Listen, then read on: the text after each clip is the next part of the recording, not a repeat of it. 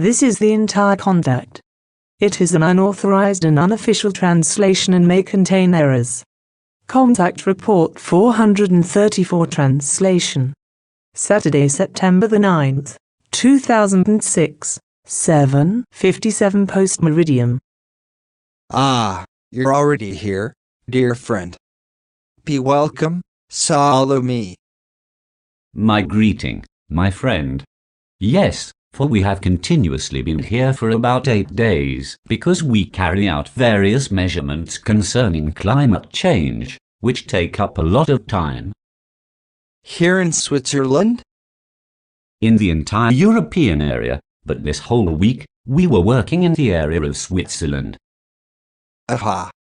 Is it possible that at the beginning of the week, you may have circled around in the northeast of Switzerland and that, perhaps, you were seen by observers?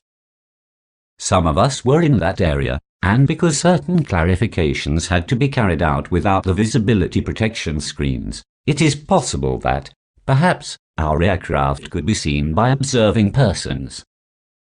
That was probably the case, because at least one person apparently saw one of your ships, as she reported to Bernadette. That may be possible because, as I said, certain clarifications had to be carried out without the visibility protection screens. Good, then it is to be assumed that the person concerned has not exchanged any essential facts.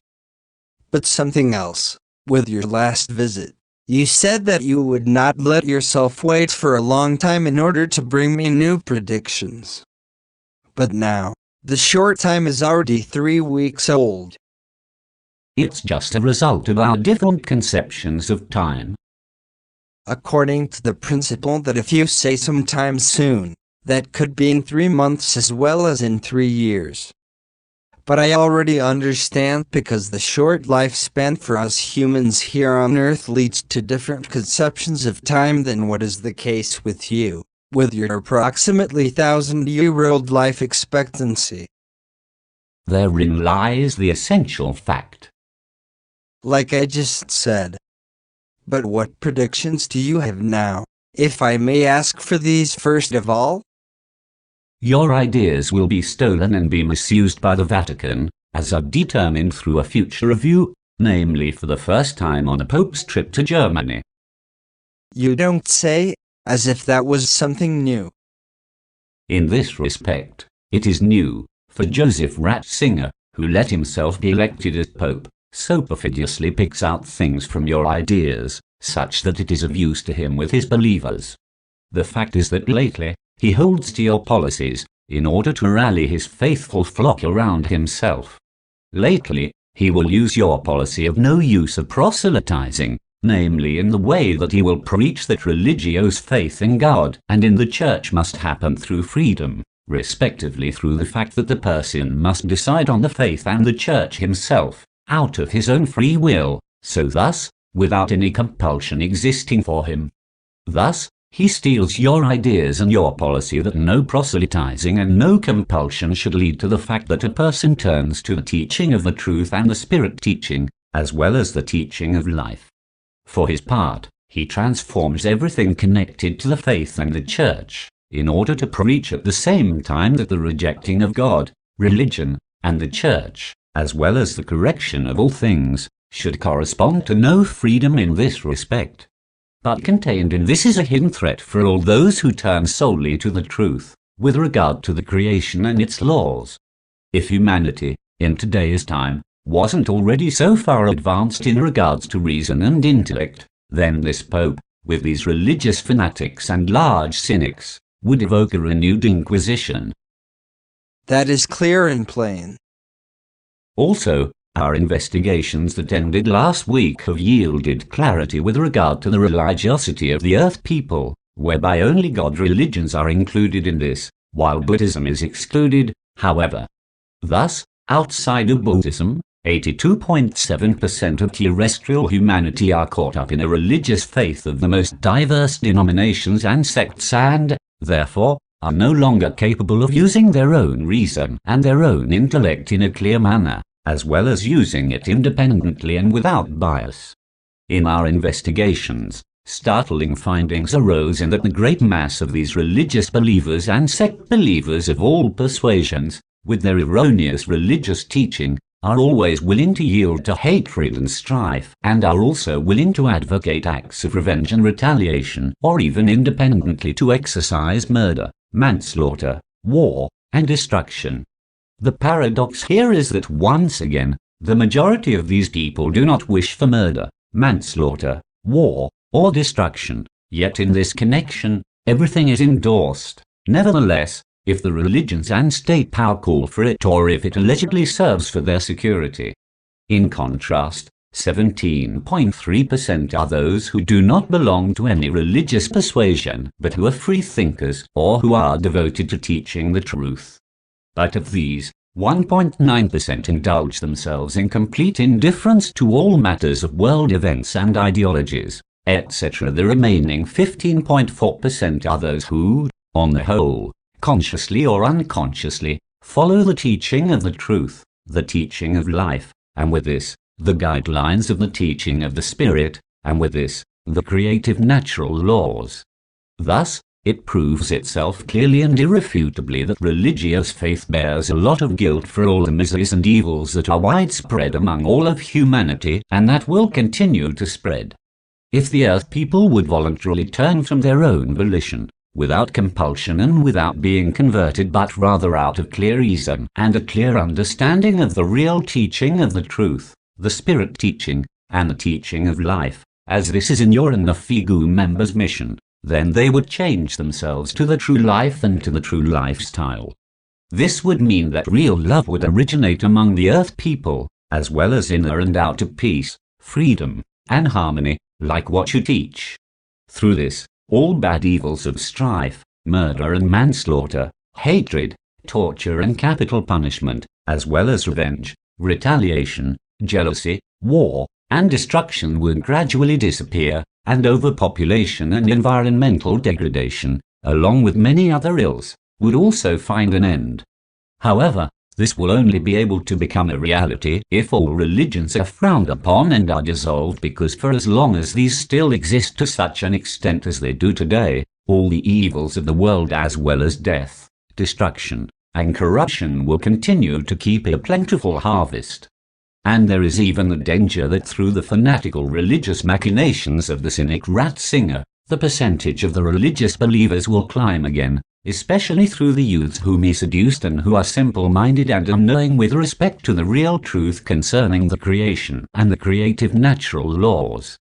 The whole thing arises from your teaching policy, which was stolen from you by the Vatican, namely that no person shall be proselytized to the truth but, instead, should find the way to this out of his own interest and in his complete freedom, because from this, the Pope, in his fanaticism and cynicism as well as in his cold calculation, has used your words in such a way that each person, through his own freedom, should find his way to the faith, as I already explained. He now returns to the old, traditional conduct of the Vatican in the papacy which, since the existence of Catholicism, made so-called heathens, etc. believing Catholics through bloody mission work, while further pursuing, as a paradox, that freedom, by which faith should come into being through proselytizing, by what means a conversion to the faith by compulsion must be exerted upon the person once again. This represents an extremely cynical, calculating, self-glorifying, and perfidious way of acting, as it can only come to the mind of a person who has unscrupulously, irresponsibly, and uncompromisingly ran himself into a pathological, religious sectarian fanaticism. In addition to that Ratzinger using your teaching and remodeling them to his advantage, he is also never afraid to attack Islam publicly, with regard to the Prophet Muhammad, in a more offensive and disgraceful manner, which will cause many Muslim men and women to riot worldwide. In his power and in his megalomania, he believes himself to be a divinely ordained glory and a divine broadsword over all other religions, whereby in his fanaticism, he believes that he can achieve all that he wants. Thus, he slanders the Prophet Muhammad publicly, by what means he stirs up the hidden enmity between the Christian and Islamic religions. Even more than this has already been since time immemorial. And of course, this fact will be vehemently challenged and be denied again, even though his words will be broadcast worldwide over the television and will exist for millions of witnesses.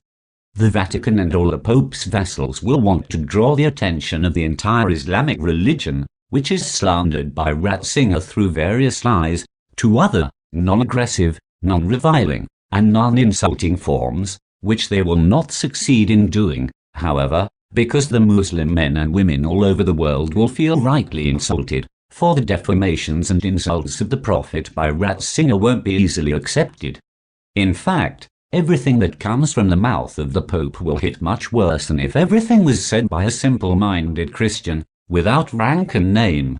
Ratzinger's religious and sectarian fanaticism will create new and not lightly increasing differences between Islam and Christianity, as a result of his stupid and reprehensible statements, but the cynic, in his mania faith, isn't able to grasp this. But ultimately, he will have to deal with the fear and undertake the hypocritical attempt, in order allegedly to search for conciliatory dialogues with Islam, as well as to settle his wrongdoings with untruths via his vassals, if he still recognizes, nevertheless, what he has caused with his insults that were made in hatred and with his threats toward the Islamic believers.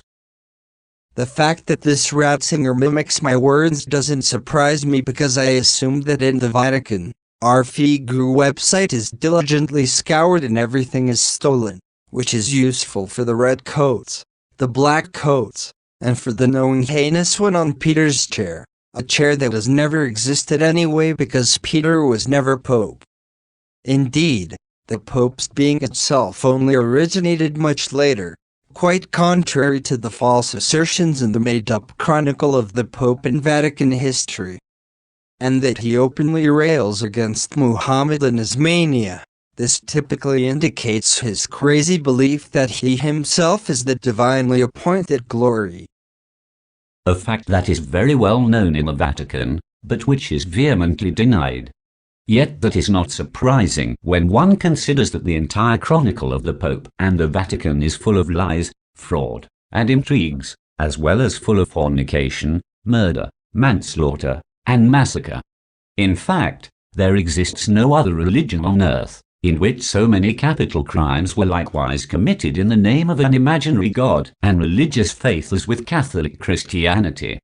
And actually, this religious Christianity must basically be designated as the Pope's religion and the Vatican's religion because since time immemorial, the papacy and its associated vassals, such as bishops and cardinals, etc., have formed the Christian sect into a religion for their own benefit, which merely pretends to embody a Christianity, for in truth, this religion embodies a glorification of the Pope and those who gather, as bishops and cardinals, etc., around his glory and around God's representative. Along with this Pope's religion is solely about power, namely about a power that should control the world and that should turn off everything in the world that isn't appropriate for the Pope and the Vatican. However, this kind of mania for power and the efforts toward obtaining world domination are just as perfidious as the way that is owned by the USA, which is also striving for world domination, but with an evil force of arms. If such a force of arms would also be possible for the Pope Ratzinger, however, then he, along with the raising of a new Inquisition, would not shy away from satisfying his religious fanaticism, as well as his cynicism and mania for power, through a worldwide religious war. Frightening. But it is not to be changed. At least not for as long as people do not come to their senses and do not recognize the truth of the real machinations of the Pope and the Vatican, as well as all religious vassals. But what also has to be said has reference not only to Catholicism, but also to other religions and sects. But I would like to omit Buddhism in this respect, with regard to religious war effort, revenge, retaliation, punishment, and the like, as all such evils are given in all other religions and sects.